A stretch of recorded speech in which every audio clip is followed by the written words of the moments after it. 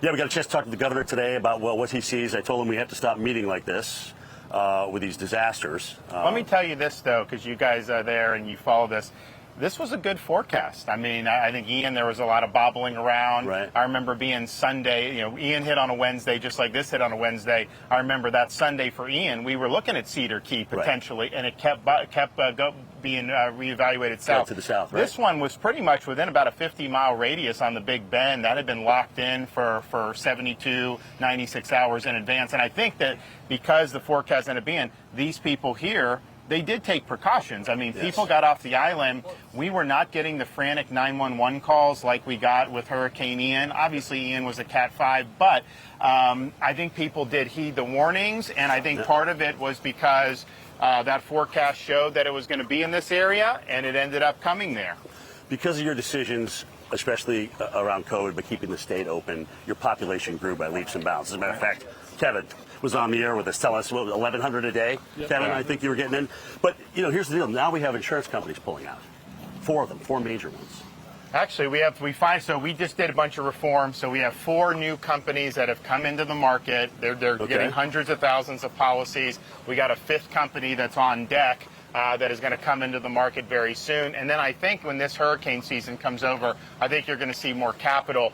Part of it is that we're in a period of significant inflation, so it costs more to repair a roof. We had one of the costliest storms in history with Ian, which is not good for the market, of course. Yeah. But then Florida had a system where it was trying to generate a lot of litigation, which it raises the cost. And so we were accounting for almost 80% of all nationwide litigation with only 8% of the claims. So we fixed that. Our market now is more reflective of how other states do it. That's why those 4 companies have come in, and that's why we have another one. And I think when this season's over, I think you're going to see more capital come as well. Is that what trickled down to citizens as well? So what they're doing, so when you have new companies come in, they actually take the policies out of Citizens. So we're depopulating, because Citizens isn't solvent. They've had Citizens for decades. If we really got hit in a place that had heavy Citizens, it would not have enough money.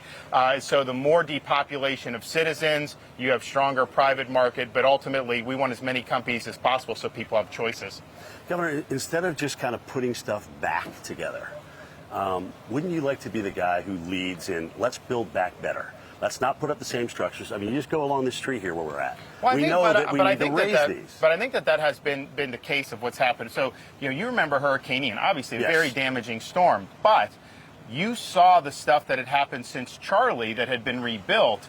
That did much better. In fact, some of it withstood it very well with that. And that so you're saying that we are building back better? I think they are. Yeah. When we come into this, if you look at the building codes, and even I remember Hurricane Michael, which you saw, that was more like a tornado going through. Right. I mean, older construction would be totally obliterated. Right next to it, new construction. It held. So we know what works. We know what works. And you know what? We know what we're watching in the weather, too. And this area here, I mean, just, 1896 was the last time a storm did this track and impacted the Big Bend. It was almost the exact same storm, 125 mile an hour on impact. Yeah, we set record surge here, so it was even higher. So they had, they've had a long time where they have not done a direct hit, whereas I think a place like Southwest Florida, they've been hit. And so when they do build back, they build back with an eye to say, let's do. And then in the state of Florida, we've put a lot of grant money in place for some of the public infrastructure so that that's hardened and so that that can withstand some of these storms. We've had 8 major hurricanes come into the Gulf, several in your state, as you know, that we've had to deal with since 2017 alone. And you're talking about Category 3, with big surge, big wind into the Gulf of Mexico here. $200 billion is what it's cost your state. All right, I want to make sure, $200 billion. What can we do about that? Well, look, I mean, we've handled, that's a lot of money. Hurricane Irma was kind of a nasty one because it just dragged throughout so much of the state. So it did some catastrophic, but it did a lot of more modest damage, which added up when it goes across. Michael was much more contained, but anything in that pathway got leveled, and I mean, that was a really difficult thing. And then I think Ian was, almost at the level of a Michael in terms of when it made the impact, but then it cut across all the middle of the state all the way out. And so that just the point is we're getting more of them, and it's almost like every year you're having to deal with this. Well, I think it'd be interesting, issue. though. Like, I think you guys look back, look from 1900, 1960. We had stretches in Florida where we got battered a lot, and in fact, the strongest. Yeah, but we didn't have 1,100 people coming in a day. Well, no, I get it. Back in the 1800s, but the strongest hurricane that we've had is still going back in the 20s, the Labor Day hurricane. We've never had one to match that. So that's just part of it. I think people get that when they come here. You know, you live in California, you could have an earthquake. You live some other place. You know, here tropical events are things that are threatened. Right, all these disasters. Yeah. I mean, if you go back and look at the billion-dollar disasters that we've had just in this country, the line is starting to trend up. And I'm talking about trends here. And whether that be 20-year, 30-year, we're seeing trends. Well, I'd things also say, up. Well, I wanted to ask you, what would a President DeSantis do to better protect the nation against these billion-dollar disasters? Well, I think similar to what we've done in Florida. I mean, I think if you look at how we handle these things, we have the most rapid, effective response anywhere in the country, and it's because we plan for it.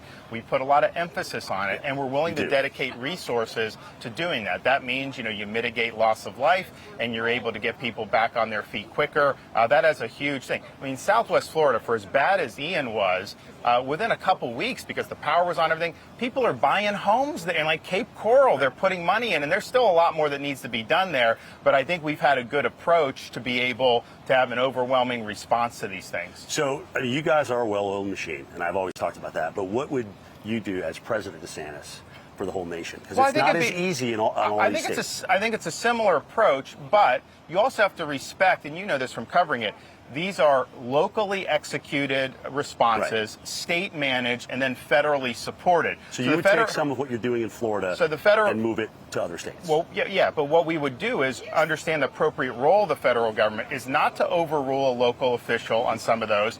We provide the necessary support. I do think we'd be able to provide some good expertise with some of these because, I'd be coming in as a governor that, as a president, has more experience in dealing with this than anyone that we've had in recent history. So that'll be important. Is there anything that you took as a lesson from Ian that says, okay, you know what, we can help these folks out even faster from that? We learned this.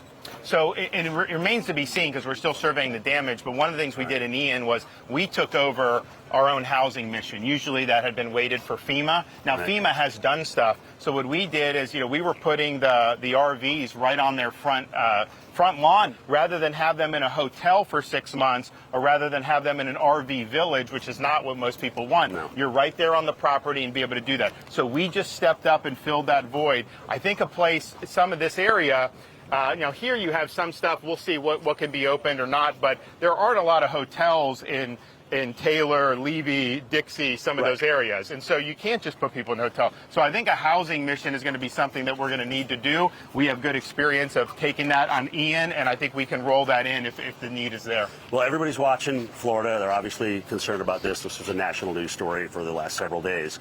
What can folks at home watching us do to help Florida?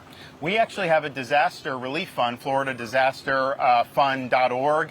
We did over $60 million for Hurricane Ian, and so that was doing things like helping teachers, because you have the people that your community depends on. They have to be there with the kids, or the first responders have to be there helping the rest of us. Some of their homes got destroyed too. So we were able to come up and we helped teachers, we helped police officers, we helped firefighters, we helped other folks who had needs. A government bureaucracy is not going to be able to solve every problem. There's going to be things that need to be done. So this disaster fund, they've already had a couple $1 million come in. We'll end up more. And then this way, targeted relief that's flexible for people in these areas. Governor, I know you got a busy day. Hey, thanks for taking the time to talk to us. Yeah, appreciate it. Appreciate what you guys do. All right, Thank you. Talk to you.